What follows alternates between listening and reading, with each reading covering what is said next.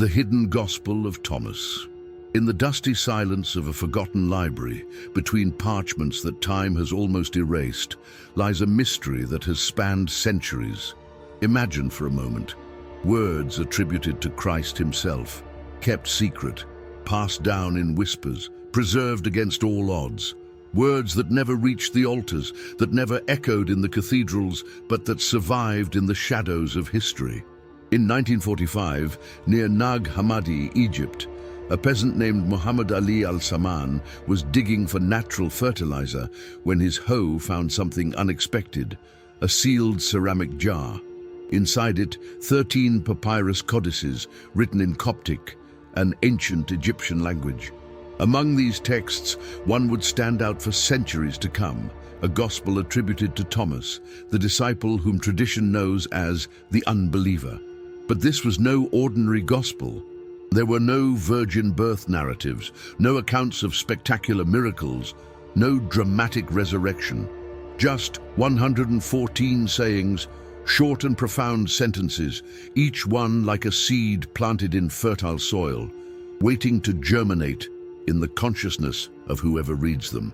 These are the secret words that Jesus, the living one, spoke and that Didymus Judas Thomas recorded. This is how the text begins, immediately involving itself in mystery. What made these words secret? Why were they hidden? And more importantly, what do they contain that has kept them hidden for almost 2,000 years? There is something in these sentences that challenges, that questions, that invites us to look beyond the surfaces, something that for some seemed too dangerous to reveal to the masses. The discovery of Nag Hammadi was like opening a spiritual time capsule. Here was an alternative voice of early Christianity, a perspective that had been silenced, forgotten, buried, but never completely destroyed. And at the heart of this discovery, the Gospel of Thomas shone with a peculiar light, inviting us to reconsider everything we thought we knew about the original teachings. On this journey, we will descend into the depths of this mystery. We will walk through the deserts of ancient Egypt, through the secret communities of the first Christians, through the theological debates that shaped civilizations. And maybe, just maybe, we will find something that resonates with our own spiritual quest. Not definitive answers, but questions that transform us. If you feel the call to uncover secrets kept by time, and want to walk with us through territories where the sacred and the occult intertwine, consider signing up. There is much to be revealed, and each step leads us into deeper layers of mystery. To understand the true dimension of the Gospel of Thomas, we need to go back in time to the first centuries of the Christian era, when Christianity was still a mosaic of different interpretations, practices, and texts. There was no official Christianity.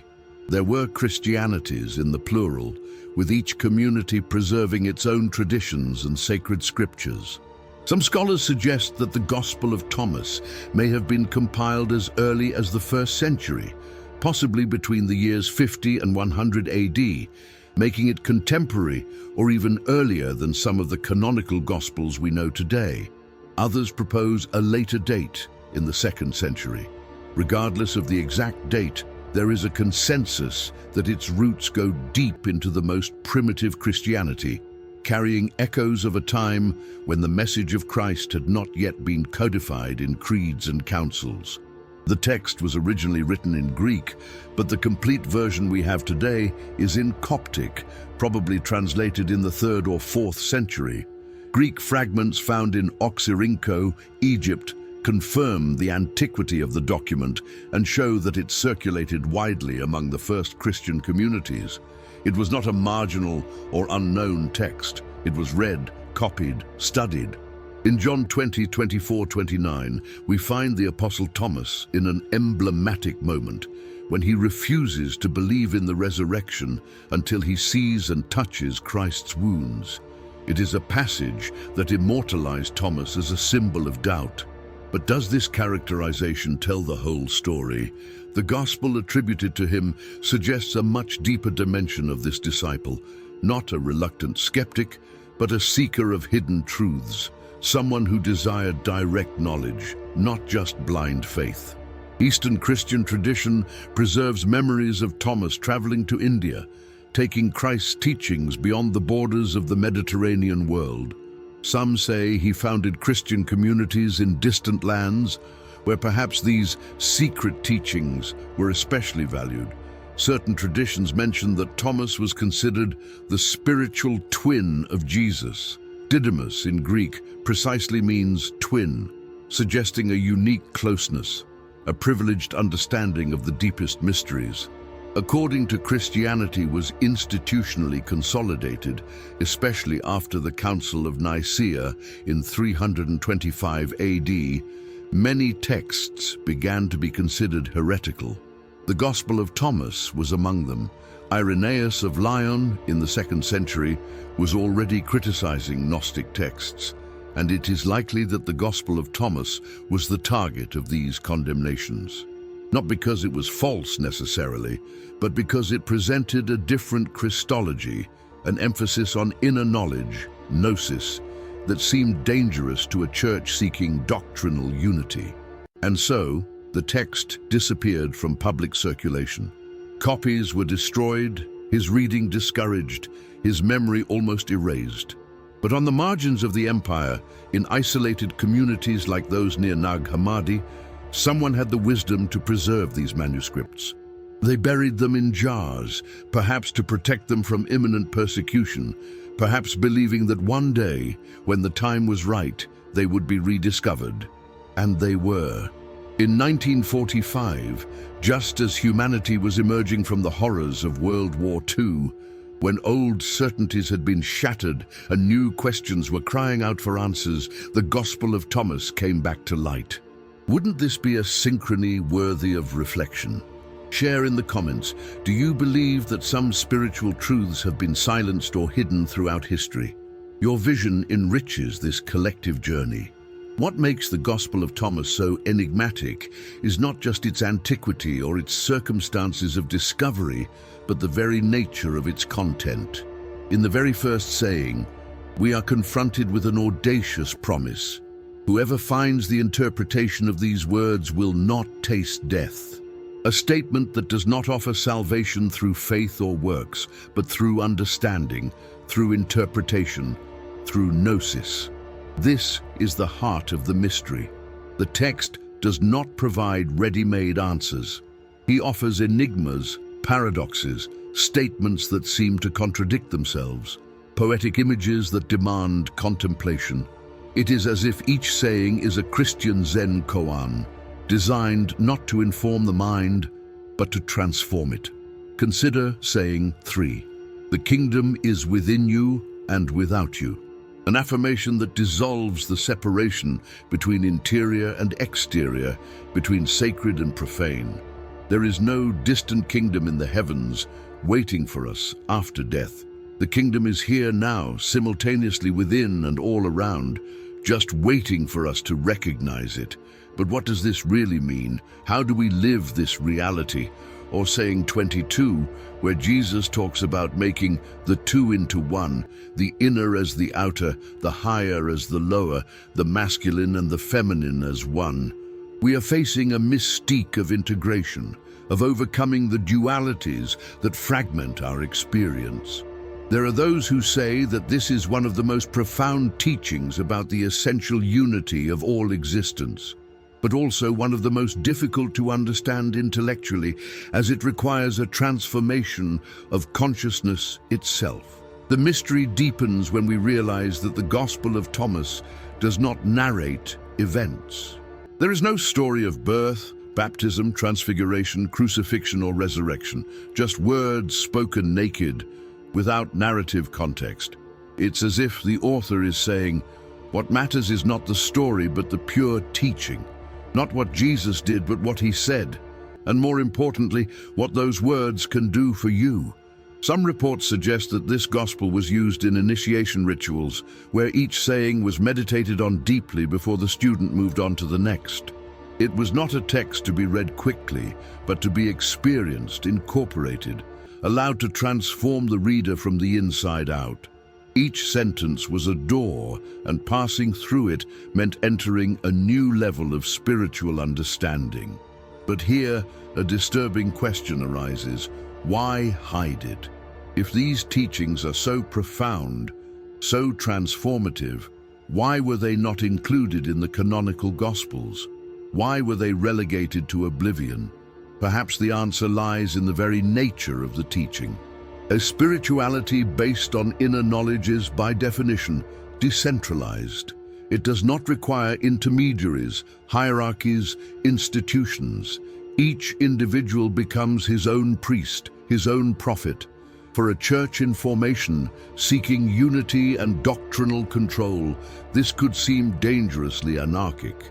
Or perhaps the teachings were considered too esoteric, suitable only for an advanced spiritual elite. Certain traditions mention that Jesus had public and private teachings, simple parables for the crowds, profound mysteries for his intimate disciples. The Gospel of Thomas would then be a window into these inner teachings, the wisdom reserved for those prepared to receive it. The mystery remains. Are we today prepared for these words? We are willing to allow them to question us, nor challenge, transform, or do we prefer the security of ready-made answers, of consolidated doctrines? Continue with us on this journey. In the following chapters, we will meet those who have kept this mystery through the centuries, and we will seek to decipher the most enigmatic sayings of this veiled gospel. To fully understand the Gospel of Thomas, we need to know the central figures who orbit around it, not just Thomas himself, but those who preserved, transmitted, and eventually concealed this sacred text through the millennia. Thomas the disciple emerges in the canonical scriptures at crucial moments.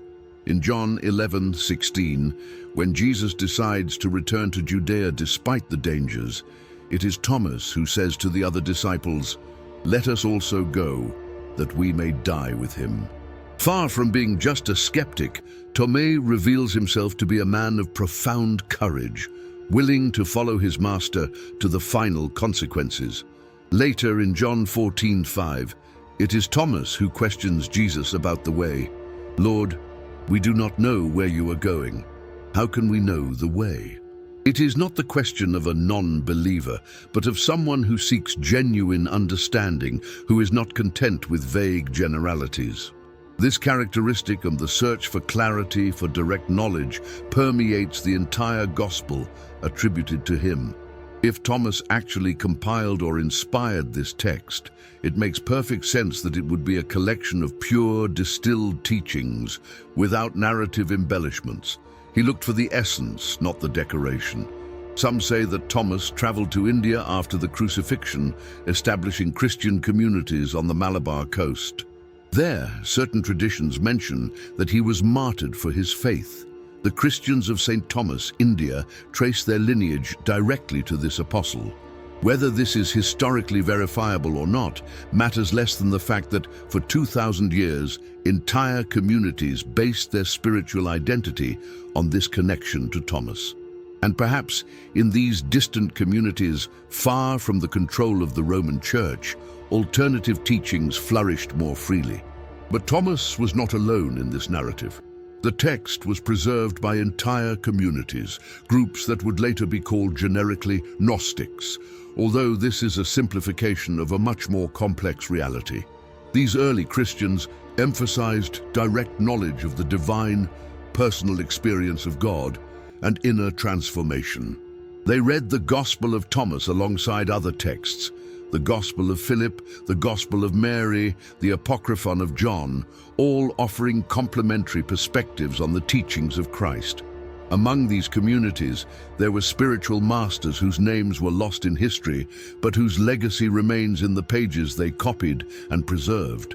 Someone, in some monastery or community in 3rd or 4th century Egypt, decided that these texts were too precious to lose.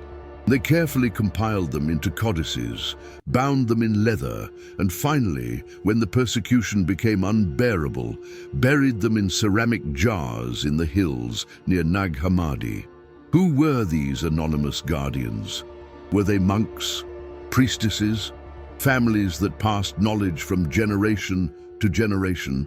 Their faces are lost to us, but their dedication ensured that 1600 years later, we could still read these words. In Matthew 13:11, Jesus tells his disciples, "To you it has been given to know the mysteries of the kingdom of heaven, but to them it has not been given." This distinction between exoteric, for everyone, and esoteric, for the initiated teaching, is fundamental to understanding the Gospel of Thomas.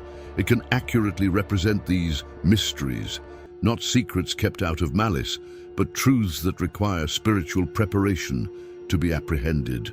And then there are the figures who oppose these texts.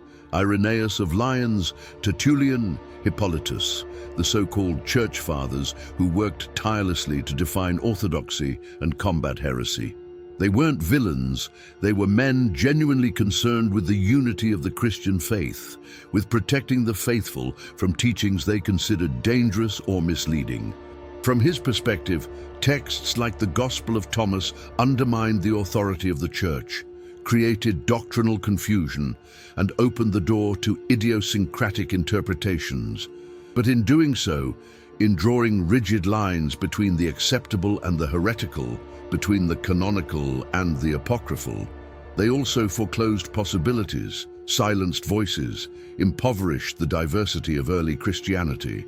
Was it a loss or necessary protection? Both, perhaps. History rarely offers clear villains and heroes, just human beings making difficult decisions in complex circumstances.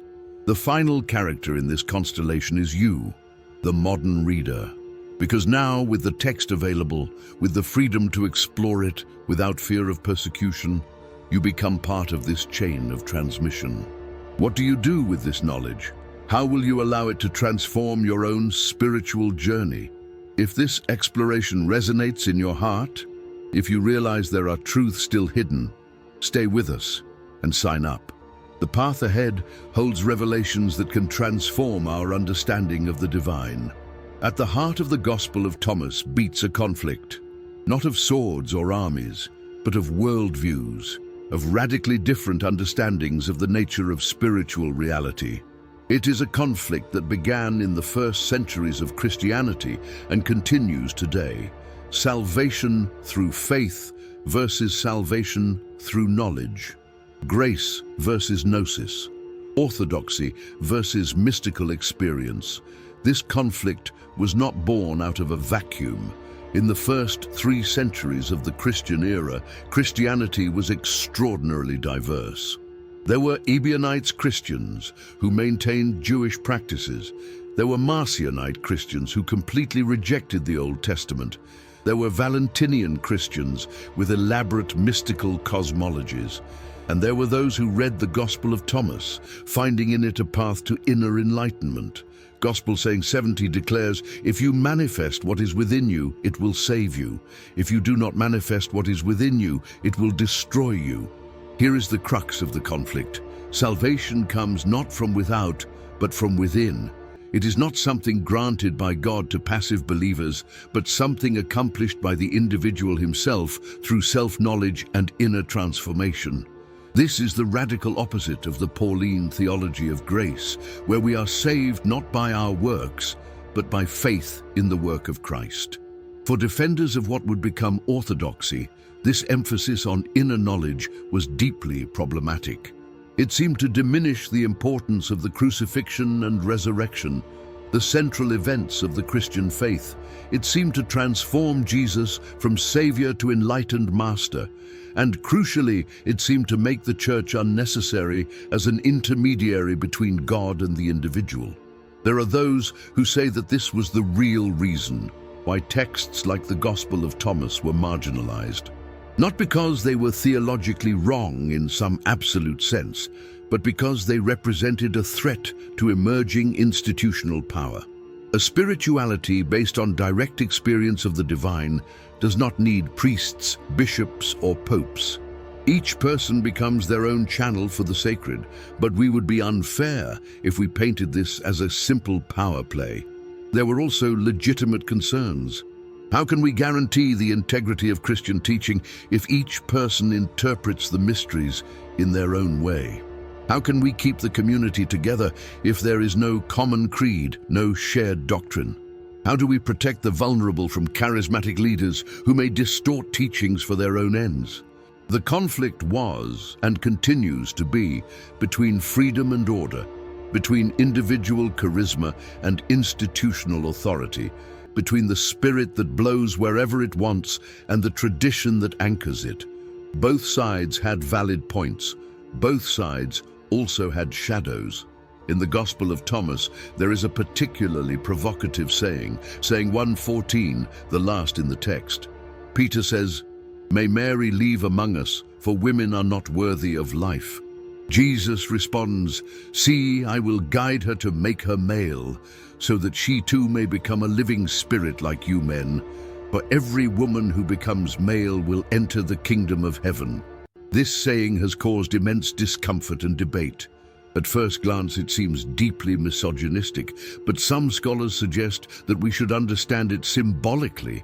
The masculine would represent the active, penetrating spirit of gnosis, while the feminine would represent the passivity of matter.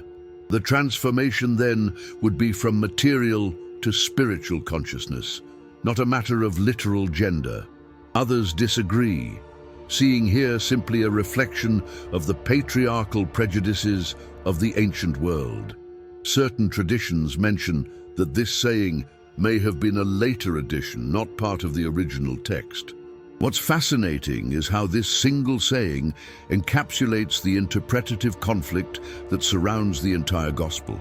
How do we read these ancient texts, literally or symbolically, as products of their time or as eternal truths? The spiritual conflict surrounding the Gospel of Thomas culminated in the great ecclesiastical councils, Nicaea in 325, Constantinople in 381, Chalcedon in 451. There, creeds were formulated, doctrines codified, canons established. And texts like the Gospel of Thomas, which did not fit comfortably into these categories, were left aside, but the conflict never really ended. It just went underground, emerging again and again throughout history, in medieval mystics, in radical reformers, in 19th century transcendentalists, in spiritual seekers today. The tension between the institutional and the mystical, between external faith and inner experience, remains alive. And you, where does your faith rest? Do you find echo in the idea that salvation emerges from self-knowledge, or do you prefer the embrace of grace offered? Share your perception. Your thoughts illuminate this journey. When we delve into the specific sayings of the Gospel of Thomas, we come across statements that challenge, intrigue, and sometimes disconcert. They are like fragments of a broken mirror, each reflecting a different aspect of a greater truth that we may never fully grasp, but which we can glimpse in flashes of insight. Saying 2 offers a map of the spiritual journey. Let the seeker not cease seeking until he finds, and when he finds, he will be troubled, and when he is troubled, he will be amazed, and he will reign over all. This too here is a 4-stage phenomenology of enlightenment: search, discovery, disturbance, wonder, and finally, spiritual sovereignty. There is no promise of immediate peace or easy comfort. The path necessarily passes through disturbance, through the dismantling of old certainties. Only through this crisis can true wonder emerge. In saying 18, the disciples ask Jesus about the end, and he responds, "Have you discovered the beginning, that you seek the end? For where the beginning is, there will be the end. Blessed is he who abides in the beginning. He will know the end, and will not taste death." This is a revelation about the cyclical or simultaneous nature of spiritual existence. Alpha and Omega, beginning and end, are not separate points on a timeline, but aspects of the same timeless reality. Some say that this saying echoes the Gnostic doctrine of the divine spark, the idea that each human being carries within them a fragment of the original divinity, exiled in the material world, but never separated from its source. To know the beginning would be to recognize this divine origin. Knowing the end would mean returning to it. Certain traditions mention that this is the true meaning of salvation, not rescue from a future hell, but remembrance and return to our essential nature. Saying 29 is particularly enigmatic. If the flesh came into being because of the spirit, it is a wonder. But if the spirit came into being because of the body, it is a wonder of wonders. But I marvel at how this great wealth has made its home in this poverty. Here Jesus appears to be reflecting on the mystery of the incarnation, not just his own incarnation, but the incarnation of every spirit in material form. How can the infinite inhabit the finite? How can the eternal reside in the temporal? It is a wonder of wonders, a paradox that defies all logic. In Proverbs 25:2 we find, "The glory of God is to cover things up, but the glory of kings is to search them out." This biblical verse resonates deeply with the nature of the Gospel of Thomas, a text that conceals as much as it reveals, that invites exploration, interpretation, deep diving. It does not offer its truths easily, but rewards those who persist in the search. Saying 50 speaks of origin and identity. If they ask you, "Where did you come from?" say to them, "We come from the light, from the place where the light arose of itself, established itself, and manifested itself in its image." If they ask you, "Who are you?" say, "We are your children, and we are the elect of the living Father." This is a bold declaration of divine sonship, not just of Jesus, but of all enlightened ones. We are children of the light, coming from the light, destined to return to the light. Materiality is a temporary state. Spiritual identity is the fundamental reality. Some reports suggest that statements like this were considered blasphemous by religious authorities at the time. Claiming divine sonship for all human beings seemed to diminish the uniqueness of Christ as the Son of God. But perhaps this is precisely the revelation. Christ did not come to be worshipped as unique, but to show the path that everyone can follow, to awaken in each one the same divine consciousness that he fully realized. Saying 77 is one of the most poetic and profound. "I am the light that is above them all. I am everything. Everything came out of me and everything came to me. Split the wood, I am there. Lift the stone and you will find me there." Christ identifies himself with the totality of existence, immanent in every particle of matter. It is not a distant God in the sky, but consciousness itself that permeates the entire cosmos. By splitting wood, lifting stone, in mundane acts of everyday work, we find the divine. This revelation has striking parallels with mystical traditions in other cultures. The Hindu concept of Brahman, the universal consciousness that inhabits all things. The Taoist concept of the Tao, the ineffable path that is the source and substance of all. The panentheism that several medieval Christian mystics would articulate centuries later. Was Jesus teaching a universal mysticism, a perception that transcends cultural and religious boundaries? I ooze. In John 8:32, Jesus declares, "And you will know the truth, and the truth will set you free." This promise resonates powerfully throughout the Gospel of Thomas. Each saying is an invitation to know, not just believe. Knowing through direct experience, through the transformation of consciousness, through inner realization. And this, after all, is ultimate deliverance, not from an external enemy, but from ignorance of our own divine nature. The revelations in the Gospel of Thomas are not easy. They demand contemplation. They demand that we sit with them in silence, that we allow them to work in us like yeast in dough. They are not truths to be consumed quickly, but to be digested slowly over a lifetime of spiritual practice. Among these ancient echoes, which teaching spoke most deeply to your interior? Was there anything that challenged or confirmed your spiritual quest? Share, your reflections expand our understanding. Follow alongside us as we explore the shadows and lights that this ancient text continues to cast on the world today. 7. the world in ruins. The marginalization of the Gospel of Thomas and similar texts was not an isolated event, but part of a broader historical process. The consolidation of Orthodox Christianity and the consequent suppression of the theological diversity that characterized the first centuries of the Christian faith. The consequences of this process reverberated through the millennia, shaping not only religion, but Western civilization itself. In the 4th century, with the conversion of Emperor Constantine and the subsequent Christianization of the Roman Empire, the Church gained unprecedented political power. What was once a persecuted religion became the state religion. With this power came the responsibility, or the temptation, to clearly define what was acceptable and what was not. Ecclesiastical councils began to draw increasingly rigid lines. Creeds were formulated, heresies condemned, texts prescribed. The Gospel of Thomas, along with dozens of other writings, was classified as heretical. It would no longer be read in churches. It would no longer be copied in official monastic scriptoria. It would no longer be taught to the faithful. Slowly, it disappeared from the collective Christian memory, but the consequences went beyond the mere loss of texts. An entire approach to spirituality was being stifled.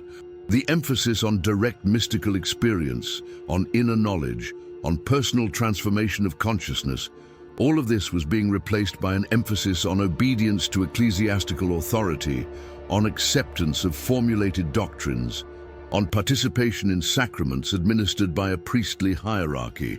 There are those who say that this was the moment when Christianity lost something essential of its original vitality.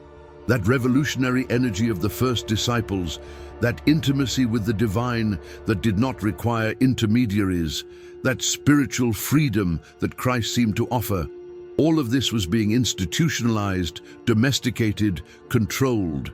The fire was placed in a fireplace, contained by doctrinal stone walls. Certain traditions mention that mystics over the centuries have tried to recover this lost dimension. In the Egyptian desert, the Desert Fathers sought direct union with God through contemplation. In the Middle Ages, figures such as Master Eckhart, Hildegard of Bingen, and John of the Cross articulated mystical visions that echoed in different ways some of the themes of the Gospel of Thomas: inner divinity, union with the all, transcendence of the ego. But there has always been tension between these mystics and institutional authority. Eckhart was posthumously convicted of heresy. Other mystics were silenced, their writings burned, their reputations destroyed. The Church tolerated mysticism only as long as it remained subordinate to orthodoxy, as long as it did not challenge the established power structure. The world that emerged from this suppression of spiritual diversity was, in many ways, impoverished. Christianity has become more uniform, yes, but also more rigid, less capable of dialoguing with other spiritual traditions, less open to the mystery that surpasses all doctrinal formulation. Poetry was sacrificed for theological precision, paradox for dogmatic clarity, mystery for institutional certainty. And so, for centuries, the Gospel of Thomas remained buried, both literally and metaphorically. Only fragments survive, quotes in texts from heresiologists who condemned him, oblique mentions in lists of banned books. The voice he represented was silenced, but never completely erased. He waited, in the depths of the Egyptian land, for the moment of his reappearance. When it was finally rediscovered in 1945, the world had changed dramatically. The Second World War had shaken ancient certainties, revealed the horrors of which humanity was capable, called into question the narratives of progress, which had dominated the 19th and early 20th centuries. It was a world ready to reconsider old questions, to explore alternative spiritual paths, to question authorities who had failed so spectacularly to prevent catastrophe. The discovery of Nag Hammadi, therefore, was not just an archaeological find. It was a significant cultural and spiritual event, Suddenly, there was concrete evidence that early Christianity was much more diverse than official tradition had suggested. There were alternative voices, different perspectives, spiritual paths that had been suppressed but never completely destroyed. For some, this was profoundly liberating. It meant that there was not just one valid interpretation of Christ's teachings, just one way of being a Christian. There was space for exploration, for questioning, for personal synthesis. For others, it was unsettling, undermining the certainty of inherited tradition, creating confusion where there once was clarity. The ruins of this ancient world, physically and spiritually, continue to speak to us. They invite us to consider what was lost when diversity was sacrificed for unity, when mysticism was subordinated to institution, when texts like the Gospel of Thomas were buried. But they also invite us to imagine what can be recovered, reintegrated, rediscovered. If you feel the call to explore these forgotten dimensions of the Christian tradition, to reconsider what was left aside in the process of forming orthodoxy, subscribe to this channel. There is much more to discover in the buried layers of spiritual history. As Orthodox Christianity consolidated its power, holders of alternative views, those who preserved texts like the Gospel of Thomas, found themselves increasingly on the sidelines and eventually in the crosshairs of active persecution. What began as theological debate escalated into political conflict and ultimately violent suppression. The term Gnostic became synonymous with heretic. Entire communities were dispersed, their leaders exiled or executed, their libraries confiscated and burned. We don't know all the details of these persecutions. History is written by the victors, and many records were destroyed or never made. But the evidence that has survived paints a bleak picture. Some accounts suggest that in Egypt, where communities that valued texts such as the Gospel of Thomas flourished, there was a systematic campaign of suppression in the 4th and 5th centuries. Orthodox bishops, now supported by the power of the Roman state, visited monasteries and communities, demanding that they hand over heretical texts. Those who resisted faced severe consequences. It was probably during this period that someone, perhaps a monk, perhaps a group of devotees, made the decision to hide the Nag Hammadi codices. Better to bury them than see them burned. Better to preserve them in secret, in the hope of a more welcoming future than to allow their complete destruction. It was an extraordinary act of faith. Faith not just in the value of the texts, but in the possibility that someday the world would be ready to receive them again. Saying 108 of the Gospel of Thomas declares, "Whoever drinks from my mouth will become as I am. I myself will become him, and hidden things will be revealed to him." This promise of mystical union, of dissolving the boundaries between master and disciple, between human and divine, was precisely the kind of teaching that Orthodox authorities considered dangerous.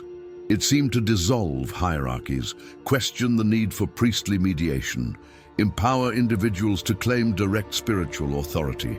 In Ephesians 6:12 we find, "For we wrestle not against flesh and blood, but against principalities, against powers, against the rulers of the darkness of this world, against spiritual wickedness in high places." This biblical verse was often invoked in polemics against the Gnostics. The Orthodox saw their theological battles in cosmic terms, not merely human debates, but spiritual warfare against dark forces. But ironically, from the Gnostics' point of view, it was they who fought against the powers and princes of darkness, not literal demons, but the institutional and ideological powers that kept humanity in spiritual ignorance. For them, true darkness was ignorance of our divine nature, and true light was the gnosis that freed us from that ignorance. There are those who say that the darkness that descended on these texts and communities was not just historical, but metaphorical of something deeper, the recurring human tendency to suppress what we do not understand, to marginalize what challenges our systems of control, to hide what threatens our established order. It is a darkness that manifests itself repeatedly throughout history in different contexts and forms. Certain traditions mention that some groups managed to preserve fragments of these teachings in secret, passing them through hidden lineages over the centuries. The Cathars in medieval France, the Bogomils in the Balkans, various mystical orders, all were accused of reviving ancient Gnostic heresies. How much of this was real and how much was Orthodox paranoia projecting their fears? Difficult to know for sure. What we do know is that the medieval Inquisition burned countless books and people accused of heresy. How many ancient texts, perhaps similar to the Gospel of Thomas, were lost in these fires? What other voices of early Christianity were permanently silenced? The silence of history is eloquent, but it is a forced, unnatural silence. The rise of this darkness, the violent suppression of spiritual diversity, has had consequences that far exceed the loss of specific texts. It set dangerous precedents. The idea that there is only one legitimate truth, that disagreement is equivalent to betrayal, that coercive power is an acceptable means of establishing spiritual conformity. These precedents would resonate through the centuries, in crusades, inquisitions, religious wars, and yet through it all something persisted. The human impulse to seek direct experience of the divine, to question authorities, to explore beyond the limits of the orthodox.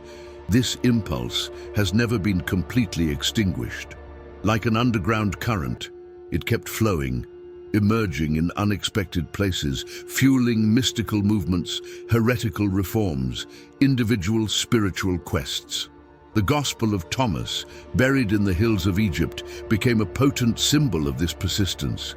The darkness could not destroy him. The flames of persecution did not reach him. He waited patiently for 16 centuries until the time was ripe for his return. In the comments, share. Do you see parallels between these ancient suppressions and contemporary dynamics? In what ways are alternative voices marginalized in our own time?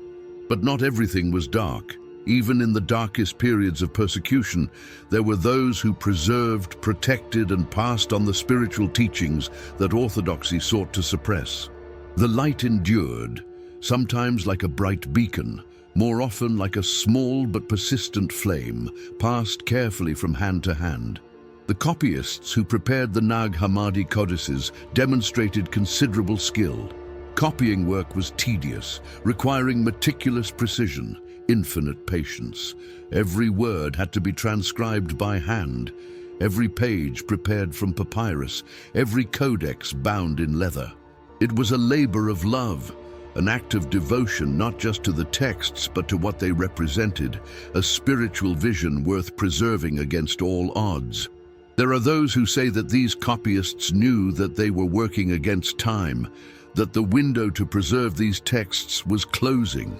The decision to bury them was not taken lightly. It meant recognizing that at least for now, the world was not ready for these words. But it also meant having faith that someday, somehow, they would be rediscovered by a generation ready to welcome them. And so it was. In 1945, when Muhammad Ali al-Samman broke that ceramic jar, he released not just ancient texts, but a possibility. The possibility of reconsidering, reimagining, reintegrating dimensions of the Christian tradition that had been lost. It was as if history itself was offering a second chance. The scholars who dedicated themselves to studying these texts, figures like Jean Dorès, Gilles Quispel, James Robinson, Elaine Pagels, became, in a sense, the new guardians of this tradition, no longer hiding texts, but making them accessible, translating them, contextualizing them, helping a modern generation to understand their meaning and importance. Some reports suggest that there was resistance even in academic circles.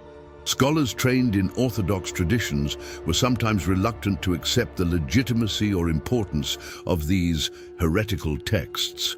But gradually, as more research was done, it became undeniable that the Nag Hammadi texts, including the Gospel of Thomas, offered an invaluable window into early Christianity in all its diversity. Saying 5 of the Gospel of Thomas advises, "Know what is before your face, and what is hidden from you will be revealed to you. For there is nothing hidden that will not be made manifest." This promise seems to have been fulfilled in the history of the text itself. What was hidden came to light. What was buried has risen again. The hidden became manifest. Certain traditions mention that the rediscovery of the Gospel of Thomas was part of a broader cultural movement in the 20th century. A revival of interest in the mystical, the esoteric, the spiritual outside of the statuary. Conventional religious ruptures. The counterculture of the 1960s and 70s, with its openness to Eastern traditions and mystical practices, created a receptive environment for these ancient texts.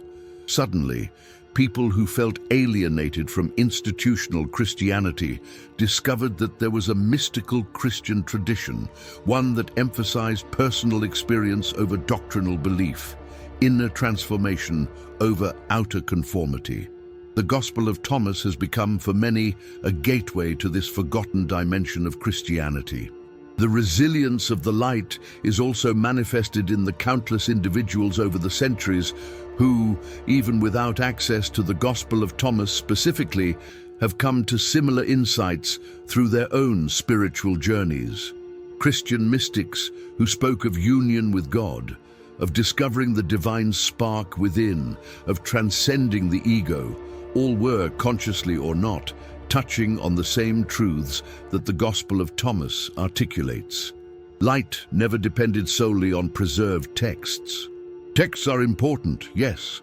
They are maps that can guide the journey, but the true light is direct spiritual experience, and that experience is accessible to anyone willing to do the necessary inner work. The Gospel of Thomas points to this light, but the light itself transcends any particular text. And so today we have an extraordinary opportunity. The text is available, translated into dozens of languages, accessible to anyone with an internet connection. There is no more persecution for reading it, no more risk in studying it. The light that has been so carefully preserved through the dark ages now shines freely for all who wish to see it. The question is, what will we do with this opportunity? How will we allow this light, both the light of the text and the inner light it points to illuminate our own spiritual journey? How will we become, in our own generation, guardians and transmitters of this wisdom for the future? Continue with us on this exploration. In the final blocks, we will reach the climax of this prophetic narrative and consider its implications for our own times and circumstances.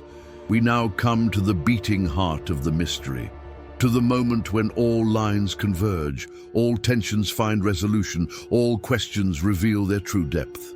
The prophetic climax of the Gospel of Thomas is not in apocalyptic predictions or visions of the end times, but in something simultaneously simpler and more radical, the revelation of divinity already present, here and now, within every human being.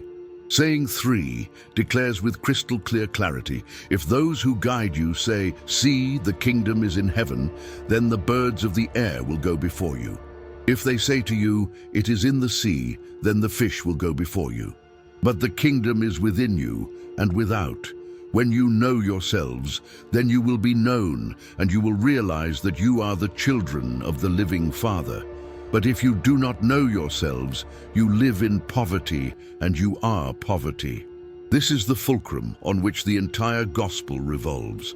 The kingdom is not a distant place to be reached after death. It is not a future reward for good behavior. It is a present reality, simultaneously immanent and transcendent, inside and outside, here and everywhere. But accessing it requires self-knowledge, not intellectual knowledge, but experiential recognition of our true nature. Prophecy, then, is not about what will happen, but about what already is, but which remains hidden from those whose spiritual eyes have not yet been opened.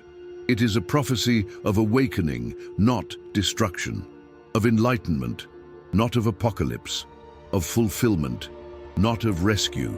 In Luke 17:20-21, we find Jesus saying, "The kingdom of God does not come with outward appearance, neither will they say, 'Lo here,' or 'Lo there.' For behold, the kingdom of God is among you." This canonical teaching powerfully echoes the words of the Gospel of Thomas. The message is consistent. Stop looking outside, look inside, recognize what is already present. Saying 113 directly addresses this issue. The disciples said to him, "On what day will the kingdom come?" Jesus said, "He will not come until you wait for him." They will not say, "See, it is here," or "See, it's there." But the kingdom of the Father is spread out over the earth, and men do not see it. This is the fundamental prophetic tragedy, not that the kingdom is distant or absent, but that it is present everywhere, and we do not see it. Our blindness is the only barrier. There are those who say that this is the central message that the ecclesiastical authorities feared and suppressed. Because if the kingdom is already here, if divinity already dwells within us, if salvation is a matter of recognition and not of external rituals or correct beliefs, then what is the role of the institution? Why would we need intermediaries between us and God if God is already closer to us than our own breath? Certain traditions mention that the great mystics of all traditions arrive rammed to similar insights. Meister Eckhart said that the eye with which I see God is the same eye with which God sees me. Ibn Arabi, the great Sufi mystic, spoke of the essential unity of all existence. Ramana Maharshi taught about the true self, which is one with the Absolute. They are different languages, but pointing to the same moon. The prophetic climax, then, is this: what the ancient prophets predicted as a future event, the day when God would dwell among humans, when there would no longer be separation between heaven and earth, has already happened. It's happening. It happens whenever eyes open, whenever consciences awaken, whenever someone recognizes their true nature. Saying 24 presents a poetic image of this enlightenment. The disciples said to him, "Show us the place where you are, for we must seek it." He said to them, "He who has ears, let him hear. There is light within a man of light, and he illuminates the entire world. If it doesn't illuminate, it's darkness." Each of us carries this light within ourselves. When we recognize it and allow it to shine, we light up not only our own lives, but the world around us. When we remain ignorant of it, we live in darkness, not because the light is not present, but because we do not see it. This is the ultimate prophecy. A world transformed not by external divine intervention, not by apocalyptic cataclysm, not by the physical return of Christ, but by collective awakening. By a growing number of individuals recognizing their inner divinity, living from that awareness, transforming their lives and the lives of those around them. Is it an optimistic or pessimistic prophecy? It depends. If we look at the human history of war, violence, oppression, we may despair. How many centuries have passed, and how little has changed? But if we look at the countless acts of kindness, compassion, sacrifice, for the moments when light shines through the cracks of darkness, for every individual who awakens and helps others to awaken, then there is hope. The Gospel of Thomas offers us no guarantees. It does not promise that everyone will awaken, that the kingdom will be universally recognized, that a utopian future is inevitable, but it offers possibility. The possibility of transformation, here and now. The possibility of seeing with new eyes, of living from an expanded consciousness, of realizing in ourselves what Christ fully accomplished. And that possibility, that is the most radical prophecy of all. Not about the distant future, but about the eternal present. Not about them or there, but about us and here. Not about what will be, but about what always was and always will be, waiting only for our recognition. If you feel like you're on the threshold of something profound, that there's a truth about to reveal itself, that your own spiritual journey is reaching an inflection point, sign up to keep exploring with us. The prophecy is being fulfilled in every heart that opens, in every conscience that awakens. The ripples of the rediscovery of the Gospel of Thomas continue to expand, touching lives, challenging assumptions, opening up possibilities. The consequences of this 1945 discovery are still unfolding, and we may only be able to fully appreciate them generations from now. In the academic field, the text revolutionized our understanding of early Christianity. We can no longer view the development of the Church as a straight line, an orderly progress from original apostolic truth to Nicene orthodoxy. Instead, we see a wild garden of interpretations, a creative effervescence of communities experimenting with different ways of understanding and living the teachings of Christ. This insight has profound implications. If orthodoxy has not been the only legitimate form of Christianity from the beginning, if there has always been diversity, then on what basis do we claim exclusive authority for any particular interpretation? How do we arbitrate between different views if there is no single unbroken apostolic tradition? Some find liberation in this, permission to explore, question, synthesize freely without feeling like they are betraying a monolithic tradition. Others encounter anxiety, the loss of certainty, the relativization of truths previously considered absolute. Both reactions are understandable. The discovery of Nag Hammadi, and especially the Gospel of Thomas, destabilized comfortable narratives about Christian origins.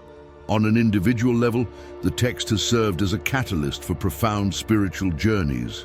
People who had abandoned Christianity because they found it excessively dogmatic or institutional discover in the Gospel of Thomas a mystical dimension that resonates with their searches. Others, firmly rooted in orthodox traditions, find the text a challenge that deepens and enriches their existing faith. There are those who say that the Gospel of Thomas has been particularly meaningful for those on interfaith journeys. His teachings on self-knowledge, on immanent divinity, about ego transcendence, all have parallels in Eastern traditions like Buddhism and Hinduism. The text becomes a bridge, showing that Christian mysticism shares common ground with mysticism from other cultures. Some reports suggest that contemporary spiritual communities have incorporated the Gospel of Thomas into their practices, not as a substitute for canonical scriptures, but as a complement, as another voice in the choir of spiritual wisdom. Study groups come together to contemplate the sayings one by one, allowing them to work in the depths of consciousness. But there are also critics and skeptics. Some argue that the modern fascination with the Gospel of Thomas reflects more our own contemporary concerns, individualism, relativism, a la carte spirituality, than any objective historical or spiritual truth. Others warn against romanticizing Gnostic texts, remembering that they also had their own hierarchies, exclusivisms, and limitations. These criticisms deserve serious consideration. We should not project onto the Gospel of Thomas everything we want to find, ignoring what is really there. The text comes from a specific historical context, with its own cultural assumptions and limitations. Reading it with integrity requires both appreciation and critical discernment. Certain traditions mention that one of the most significant consequences has been the encouragement of more contemplative approaches to Christian spirituality. If the kingdom is within, if self-knowledge is the key, then meditation practices, silent contemplation, mindful attention become central. Churches and communities begin to incorporate practices that have long been marginalized in Western Christianity. There are also consequences for ecumenical and interreligious dialogue. The Gospel of Thomas offers evidence that early Christianity was more permeable, more open to influences from Hellenic philosophies, Eastern mysticism, and ancient wisdom. If this was true in the first century, why can't it be true today? Why can't we learn from Buddhists, Sufis, yogis, shamans, maintaining our Christian identity, but enriching it with insights from other traditions? For some, this openness is the path to a global spirituality, a postmodern synthesis that transcends antiquated religious boundaries. For others, it is a dangerous dilution, a loss of identity, a capitulation to syncretism. The debate continues, passionate and important. The personal consequences are perhaps the most profound. Individuals who find in the Gospel of Thomas a mirror of their own deepest spiritual intuitions experience validation, confirmation that they are not alone in their perceptions. Others find challenge. The text pushes beyond comfortable zones, demanding reconsideration of lifelong beliefs. And perhaps the most important consequence is simply this: the reminder that spiritual tradition is alive, dynamic, always capable of renewal. What was buried can resurface. What has been forgotten can be remembered. What was silenced can find a voice again. The story is not closed. It continues to unfold, and each of us participates in its creation. Share with us. How has knowing these hidden texts impacted your own spiritual journey? What consequences do you see unfolding in your life, your community, your understanding of faith? We have reached the end of this journey through the depths of the hidden Gospel of Thomas, but in truth, we have only reached a beginning. For the nature of this text is such that each reading reveals new layers, each contemplation opens new doors, each awakening illuminates previously invisible aspects. It is not a book to be mastered, but a mystery to be inhabited. Throughout this exploration, we walk from the dusty hills of Egypt, where the text was discovered, through the centuries of its concealment, to the present moment where its words resonate again. We have seen how he represents an alternative voice in early Christianity, an emphasis on inner knowledge and personal transformation that challenged and continues to challenge established orthodoxies. What have we learned? That spiritual history is richer, more complex, more diverse than we are often told, that there were always multiple ways of understanding Christ's teachings, multiple paths taken by the first followers, that the suppression of certain voices didn't make them any less true, just less audible. And when the time is ripe, what was hidden emerges again, offering its gifts to a new generation of seekers. The Gospel of Thomas invites us on a journey of radical self-knowledge. Not the superficial self-knowledge of pop psychology, but the profound recognition of our essential nature, that we are, at our most intimate depths, expressions of the divine. That the kingdom is not something distant to be achieved, but something present to be recognized. That salvation is not rescue from a terrible fate, but awakening to a glorious reality that has always been here. In John 10:34, Jesus quotes the Psalms as saying, "Is it not written in your law, I said, ye are gods?" This radical declaration that there is something divine in every human being runs through the entire Gospel of Thomas, not as blasphemy, but as profound spiritual truth. We are children of the living Father, sparks of eternal light, temporal expressions of an infinite consciousness. But recognizing this is just the beginning. The true journey is in living from this recognition, in allowing this awareness to transform every aspect of our existence. How do we treat others when we see in them the same divinity that we recognize in ourselves? How do we inhabit the world when we realize that the kingdom is spread over the earth, in every leaf, every stone, every present moment? Saying 42, the briefest in the gospel, consists of just 3 words: become passers-by. Some interpret this as a call to detachment, to live in the world without being of the world, to move through temporal experience while maintaining awareness of eternal reality. Others see here an invitation to continuous transformation, to never solidify into fixed identities, to remain fluid, open, in motion. There are those who say that both interpretations point to the same truth, the need to transcend the illusion of permanence and control, to surrender to the flow of existence. At this moment, standing on the threshold between past and future, between what has been rediscovered and what is yet to come, we pause. The Gospel of Thomas does not offer easy answers or cheap comforts.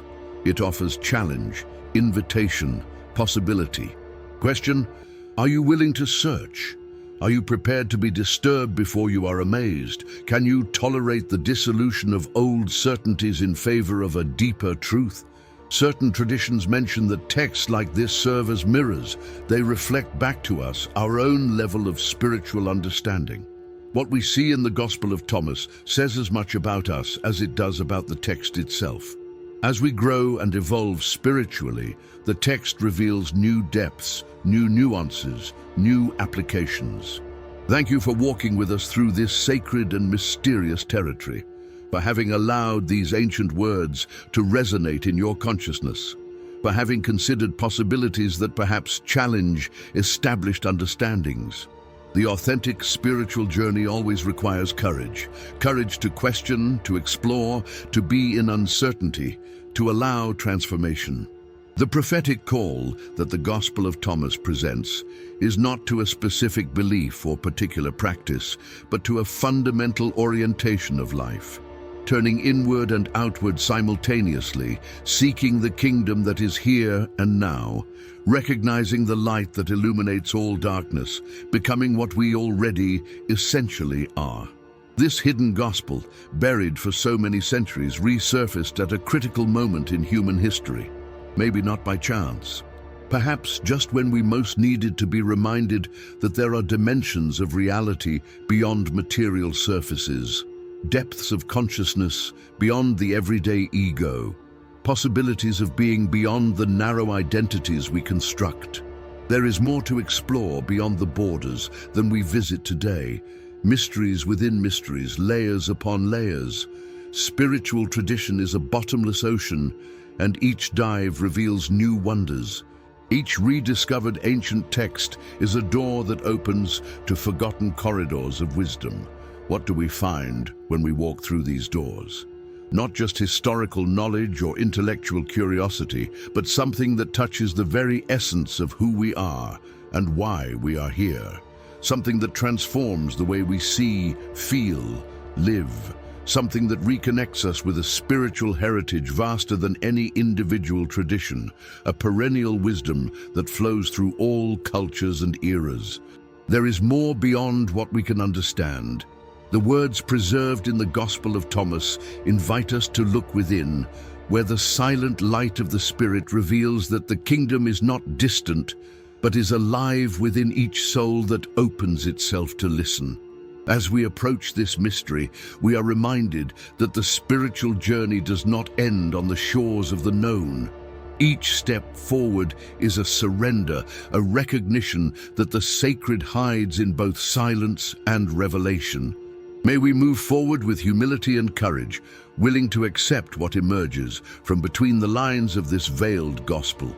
He who has ears to hear, let him hear. Echo words attributed to the Master. Mark 4:9. Thank you for walking with us through these forgotten territories. Stay connected with us, allowing each new vision to resonate in your heart and illuminate the next stage of the path.